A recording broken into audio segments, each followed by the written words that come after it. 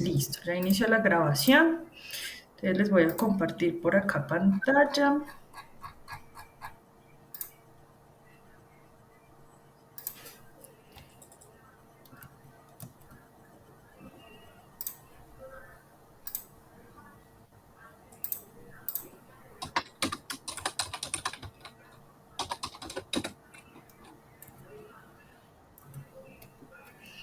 Me dicen por favor si ven la pantalla mía.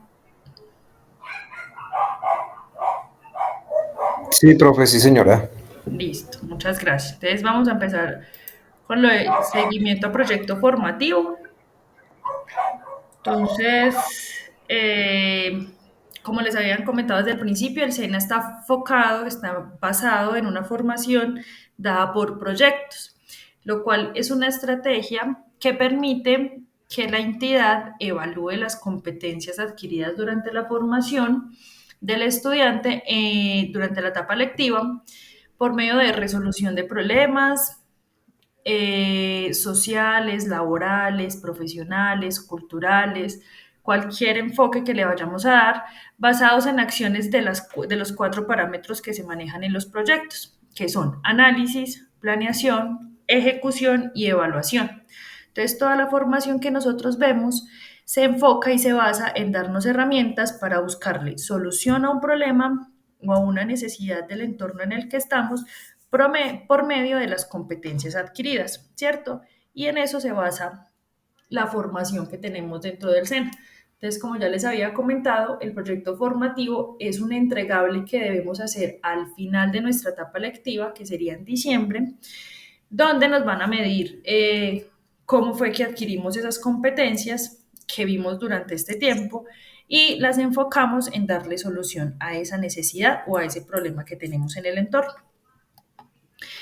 Las fases del proyecto formativo, como ya les dije, inician con el análisis, en donde en el análisis cuáles son las actividades que lo acompañan. Entonces, se va a conformar un equipo de trabajo para abordar el proyecto, ¿cierto? Ese equipo o los equipos ya están conformados, no tienen que ser en grupos, está claro, no es una cadena de fuerza, puede ser también puede ser también un proyecto personal de una sola persona, no hay ningún problema. Se procede ya con el equipo conformado a elaborar un mapa mental en el cual pues todos los miembros del equipo o la persona que esté en el equipo va a expresar los saberes previos que se tienen de un posible problema a solucionar en el entorno en el que están, ¿cierto? Esto se debe ir documentando por medio de varias estrategias que les voy a mostrar más adelante, ya que esa documentación debe ir en ese entregable del que ya hemos hablado, ¿cierto? Entonces, en el análisis también vamos a establecer y vamos a comprender el alcance que va a tener el proyecto por medio de las metas que nos vamos a fijar como aprendices, ¿cierto? Y basadas claramente en las competencias que vamos a ver, ¿cierto?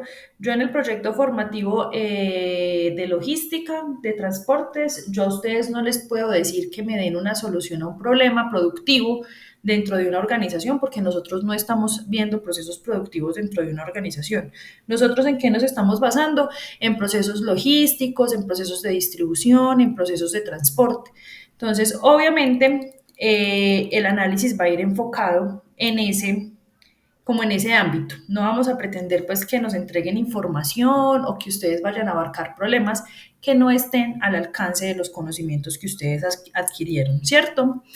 La segunda fase que conocemos dentro del proyecto formativo se conoce como planeación, ¿cierto? Ya cuando lleguemos a esta fase dentro del proyecto formativo, lo que vamos a empezar a hacer es establecer aquellas actividades que nos van a permitir lograr ese proyecto, ¿cierto? Con base en revisión de temas vistos en las competencias de la etapa lectiva. Entonces vamos a empezar a planear las actividades que vamos a realizar para que ese proyecto que hemos conformado o ese problema que vamos a solucionar empiece a ser ejecutado, ¿cierto? Planear el proceso a desarrollar para cumplir los objetivos propuestos en la fase de análisis e identificar de manera continua los progresos y aspectos a mejorar, ¿cierto? Entonces, un proyecto para poder cumplirse debe estar basado en unos objetivos a cumplir. Los objetivos que vemos, pues que conocemos normalmente a nuestro alrededor son un objetivo general y otros objetivos específicos que más adelante vamos a ver de este tema, ¿cierto? En la planeación también establecemos compromisos en torno a la ejecución de la actividad. Si tenemos que recolectar actividades, información, dónde vamos a recolectar esa información o podemos, eh, cómo podemos asesorarnos o acompañarnos de alguien experto que nos pueda ayudar a darle solución a esos problemas, ¿cierto? Definir la metodología a usar para desarrollar las actividades. ¿Qué es la metodología? La forma en que vamos a hacer. O sea, eso ya estaría en el formato de la ejecución, cómo es que vamos a empezar a ejecutar esas actividades con el fin de lograr que el proyecto eh, llegue a cumplirse satisfactoriamente. Entonces ya empiezan a interactuar varios factores. Ya las ideas se tienen que empezar a estabilizar y ustedes dentro del equipo de trabajo deben de estar empezando a dar ideas de cómo vamos a abordar los problemas, cómo vamos a abordar las situaciones para que los objetivos se vayan cumpliendo, ¿cierto? Posterior a esto empezamos el proceso de ejecución. El ejecutar, ¿qué es? Hacer. ¿Qué actividades vamos a desarrollar para el hacer, para que se cumplan esos objetivos? Entonces, vamos a aplicar metodologías definidas para el desarrollo de las actividades planeadas. Entonces, está ya la actividad definida y vamos a definir el cómo hacer para que esa actividad tenga éxito. Desarrollar las actividades en el proceso de planeación con el fin de encontrar solución al problema planteado, ¿cierto? Entonces, todas esas actividades deben de ir en torno a la solución de ese problema con el fin de que el proyecto satisfaga necesidades del entorno que tengamos, ¿cierto? Hacer seguimiento al cumplimiento del plan de trabajo. Entonces, en la ejecución vamos a empezar a evidenciar qué tanta información hemos recolectado, esa información cómo nos ha funcionado para que el proyecto tenga un fin adecuado, mmm, qué más, qué otras actividades debemos adicionar, complementar para poder lograr que se cumplan las necesidades. Si estamos retrasados en una actividad, empezar a generar ideas de trabajo para poder que esa ejecución no se retrase, ¿cierto? Identificar las falencias que se tengan durante el proceso. Se pueden encontrar muchas falencias. A veces en nuestro entorno no está la información necesaria para poder que logremos el cumplimiento de esos objetivos, ¿cierto? Entonces hay muchas barreras que a veces nos perjudican en el desarrollo de los proyectos. La intención es, dentro de la ejecución, buscar la manera de que esas barreras se rompan, de que logremos la información que necesitemos, de que logremos cumplir las actividades. Por ejemplo, un compañero nos hablaba o me hablaba a mí de su idea de proyecto y me decía que no es viable por los costos. Entonces, analizar una forma en que esos costos no sean un perjuicio, sino que por el contrario, cómo los podemos organizar o en qué podemos basar esos costos para poder lograr que el proyecto llegue a un fin adecuado y se logre cumplir con las expectativas. Entonces, en la ejecución es donde posiblemente más problemas encontremos y donde debamos de asesorarnos más, de personas que sepan del entorno, de personas que conozcan el problema, que conozcan el resultado que queremos obtener a fin de lograr mucha información que nos permita lograr los objetivos que nos estamos proponiendo con el proyecto formativo. ¿Listo? Y finalmente, ya la última fase del proyecto es de evaluación o autoevaluación, en donde ¿qué hacemos? Verificamos la aplicación de la metodología establecida, si el método lo aplicamos y cómo nos fue en la aplicación, ¿cierto? Nos faltó, nos fue bien, logramos cumplir toda la metodología al tope, o sea, llegamos al 100%, en donde verificamos el cumplimiento de los objetivos, de las actividades, donde verificamos si los resultados son óptimos, son los que queríamos lograr con el proyecto, y si no, pues darle un ajuste para volver alimentar el sistema y buscar la forma de lograr esos objetivos. La retroalimentación de las falencias para llevar a cabo las mejoras necesarias para lograr el cumplimiento. Entonces, la retroalimentación es un sistema que nos permite cada día ser mejores, ¿cierto? Si tenemos falencias, ¿qué podemos mejorar para poder que esas falencias no sean un impedimento, no sean una barrera más? Entonces, digamos que la retroalimentación o la autoevaluación es completamente necesaria en todos los procesos, no solo en los proyectos, sino en todos los procesos que nosotros conocemos a nuestro alrededor. ¿Listo? Entonces, digamos que esas son las 4 fases generales que debemos reconocer en nuestro proyecto. No las vamos a ver de pronto muy marcadas una a una, sino que vamos a empezar a ver unas mezclas a medida que vayamos avanzando en el proyecto formativo. Listo.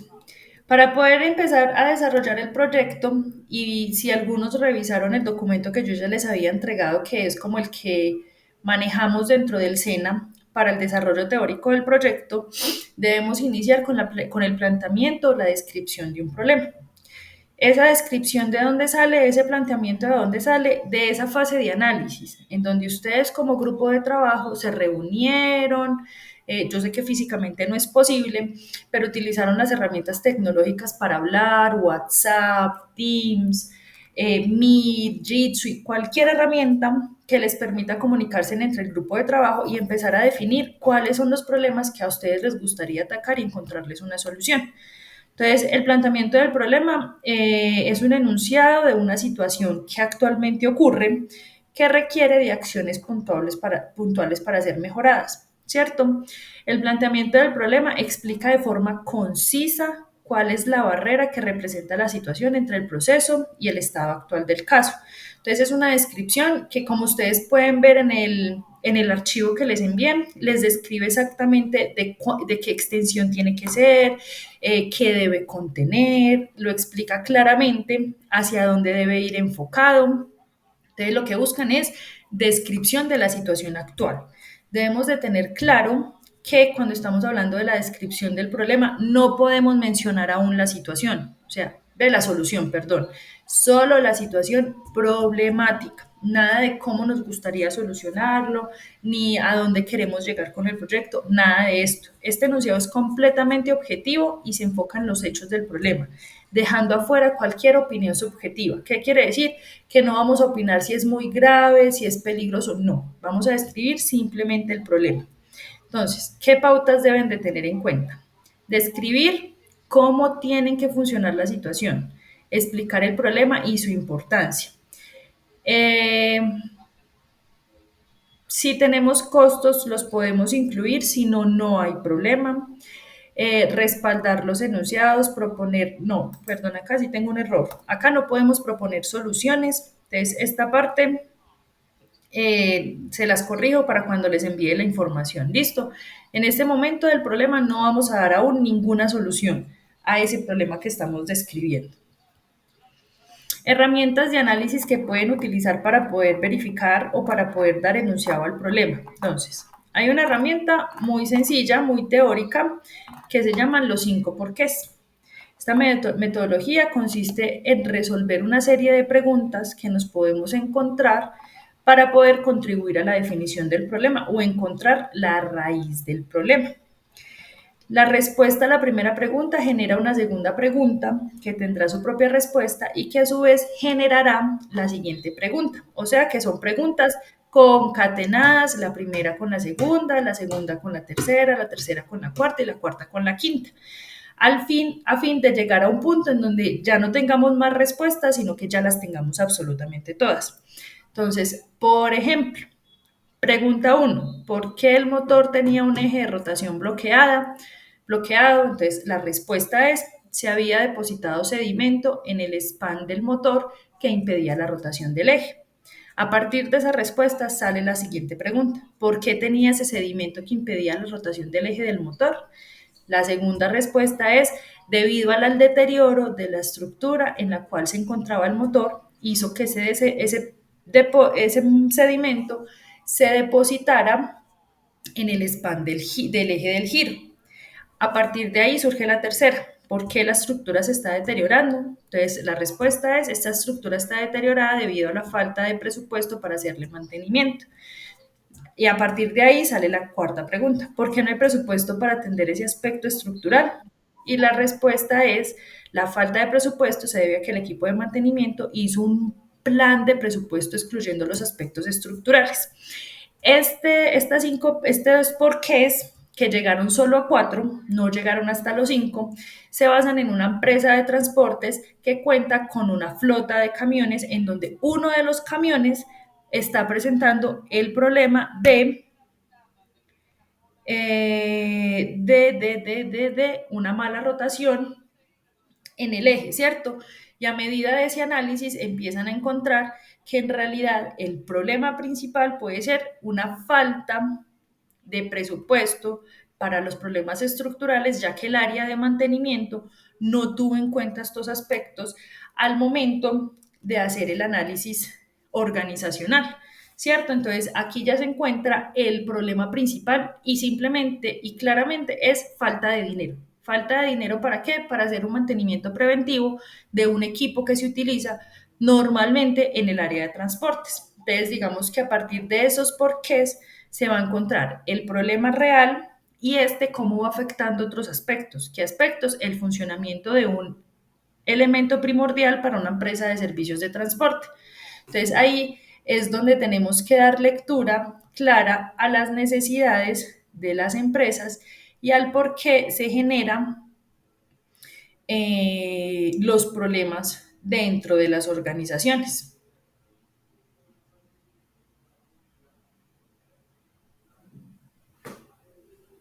Permítame un momento. Listo. Hay otra herramienta de análisis de problema que se conoce como diagrama de Ishikawa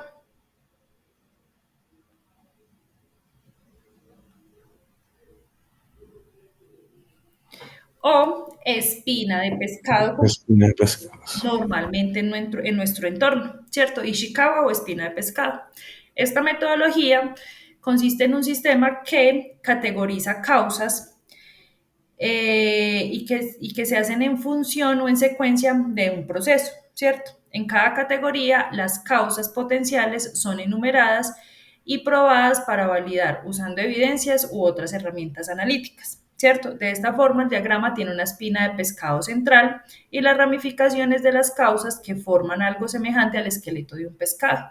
Entonces, como pueden ver en la diagramación, la cabeza o la parte principal me va a describir el problema, ¿cierto? En este ya tenemos definido el problema y empezamos a ver las espinitas, que cada una de esas espinitas son causas principales, ¿cierto? Hay unas causas por cuestión de medidas, hay otras por mano de obra, otras por método, otras por medio ambiente, otras por maquinaria, perdón, otras por material. Entonces, digamos que en un ejemplo de espina de pescado podemos estar hablando de por qué el problema es que se nos está generando o se nos incrementó el porcentaje de defectuosidad en la producción de machetes, ¿cierto? Entonces, digamos que empezamos a analizar cada una de esas causas y esas causas pueden tener otras espinitas chiquitas que serían las como pequeñas acciones que están generando esas causas principales. Entonces, materiales. ¿Qué podemos encontrar en materiales? Entonces, por acá puede salir una espinita pequeña que nos diga disminución de la calidad del material.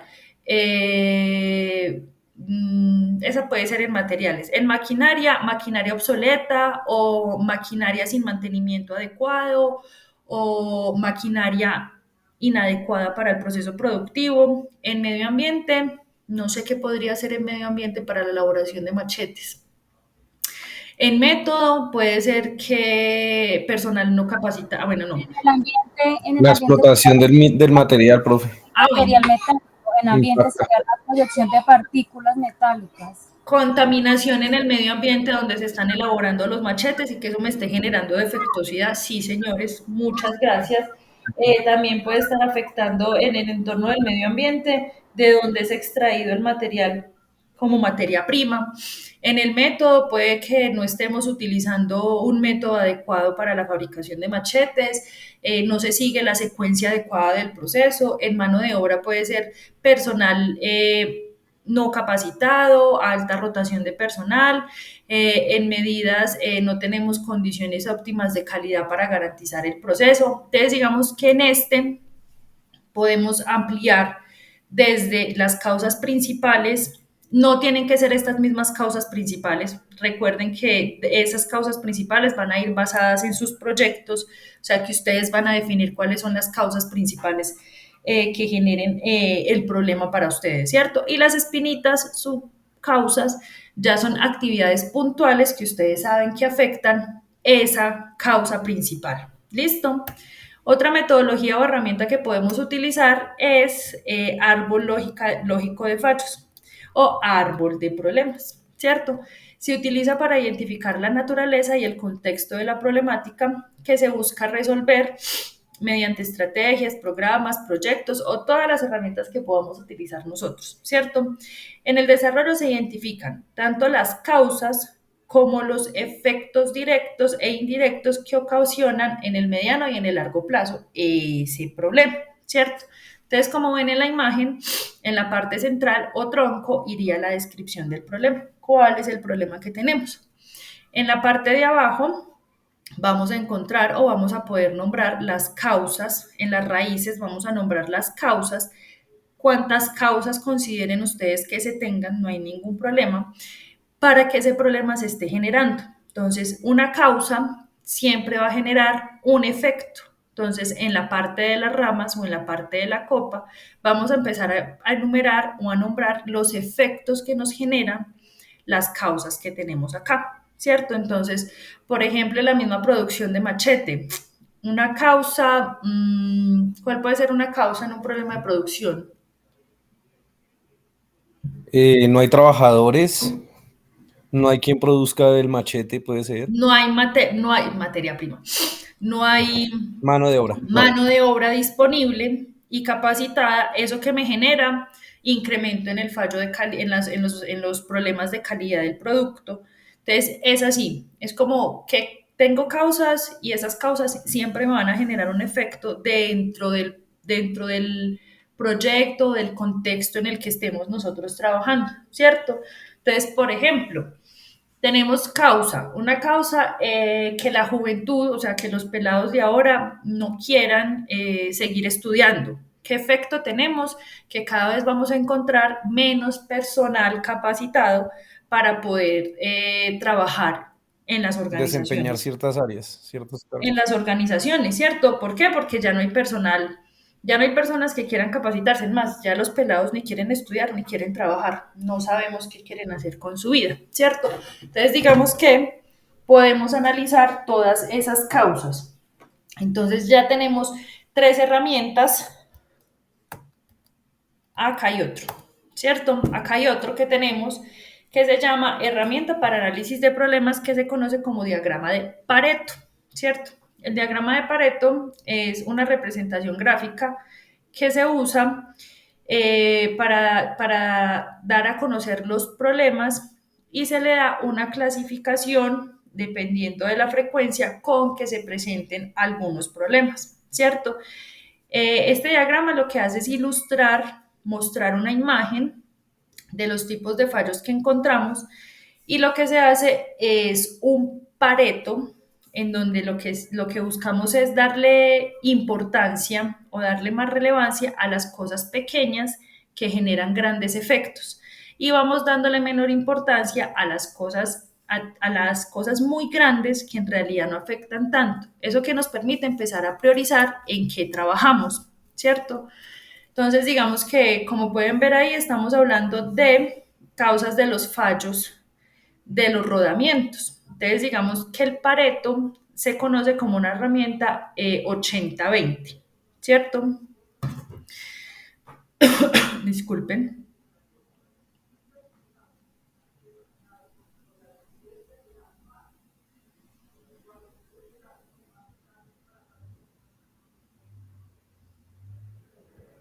en donde empezamos a darle importancia a esos efectos que me generan mayores problemas y quitarle la importancia a los de menor problema. Entonces, por ejemplo, ¿por qué fallan los rodamientos? Falta de lubricación, demasiado lubricante, suciedad excesiva, lubricante incorrecto, contaminación del agua, sobrecarga, oxidación, desalineación, contaminación, desequilibrio, contaminación por aceite y fallas operativas. ¿En dónde debería de concentrarme yo? En las causas que me representan mayor impacto. En este caso serían falta de lubricación, demasiada lubricación, excesiva suciedad y lubricante incorrecto, que es el que me genera, perdón, las mayores, ese mayor efecto negativo para poder que la solución del problema sea más eficiente. No me voy a ir por las que tienen menor impacto porque no me van a generar una solución rápida a los problemas. ¿Listo? Normalmente cuando se utiliza el diagrama de Pareto, cuando para solucionar el problema hacemos encuestas de qué le gustaría a la gente solucionar, ¿cierto? Entonces digamos que ustedes tengan el tiempo de irse a hacer, yo qué sé, 100 encuestas en un sector que les digan cuál podría ser un problema que hay en el sector. Entonces, basados en las respuestas, ustedes empiezan a tomar decisiones y a discriminar a qué sí apuntarle y a qué no apuntarle para poder enfocarse realmente en lo que es importante. ¿Listo? En este caso, ustedes pueden utilizar cualquiera de las herramientas, la que más les sirva, la que más se les acomode al proyecto formativo. No hay cadena de fuerza. Si encuentran otra herramienta que consideren ustedes más viable, tampoco tengo ningún problema. Con tal es que sea una herramienta que me ayude a mí a dar claridad del análisis del problema. ¿Listo? Un ejemplo de problema.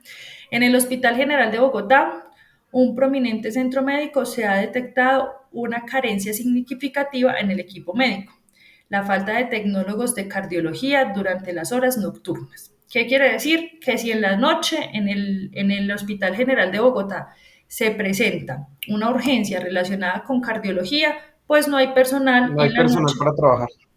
Ajá, no hay personal que atienda esa necesidad. Eso que generaría, supongo yo, que desde el ámbito médico generaría problemas graves, como por ejemplo que tenga que llegar una urgencia, decirle no hay servicio y que esa persona con esa urgencia tenga que retirarse hacia otra entidad médica, que creería que en Bogotá es un poquito de dificultad debido a las distancias que se presentan, ¿cierto?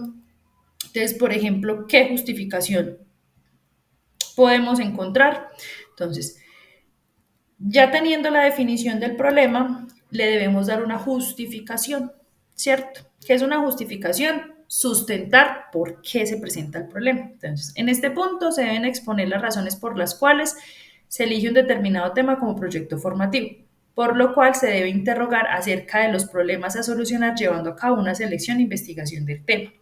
Es decir, se debe explicar la importancia de la situación a solucionar, el cual puede ser resultado de una inquietud personal o de la necesidad organizacional.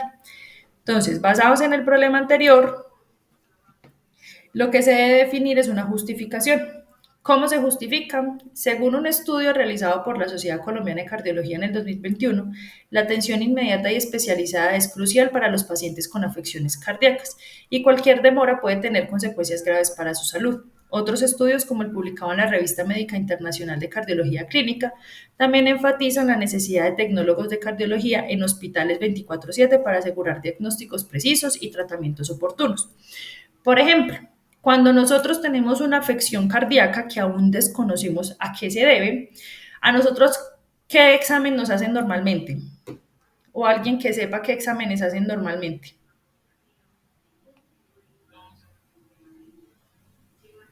Una toma de atención, profe. Esa puede ser una. Otro, Programa, ¿un qué? El de la, sí, la electrocardiograma. saturación, electrocardiograma, la saturación de oxígeno. Digamos en la parte más técnica, lo que dice el compañero, Examen de sangre, examen de orina. ajá. No, no, sí. En el caso de un electrocardiograma, cuando nosotros no vamos de urgencia, sino que no lo programan, nos hacen el electrocardiograma, nos mandan para la casa y luego, cuando nos dan la cita, un profesional nos lee qué salió en el electrocardiograma, si salió bueno, si salió malo, y si salió malo, qué afectaciones tenemos. Resulta que si ustedes llegan medio infartados a una clínica y no hay un tecnólogo en cardiología, ¿qué sucede? ¿Qué creen ustedes que podría suceder? Se muere, profe. Pues se muere. No hay nadie que diagnostique que esa persona sí tiene un problema cardíaco en vez de que sea otro. Y mientras lo diagnostican divinamente por una falla cardíaca, uno se puede morir. Eso es lo que explican en la justificación. Le están dando sentido a ese problema por medio de una una investigación de por qué se necesitan o de por qué en estos momentos se necesitan los tecnólogos de cardiología en los hospitales, ¿cierto? Entonces ahí ya estaría la definición del problema y la justificación, ¿cierto? Entonces, basados en esto,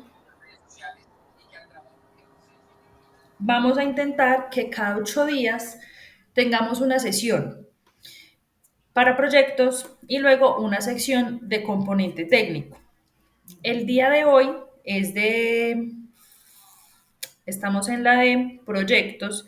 Vamos a ver si ustedes el viernes no están teniendo formación. Ustedes los lunes están con el profe Alejandro, ¿cierto?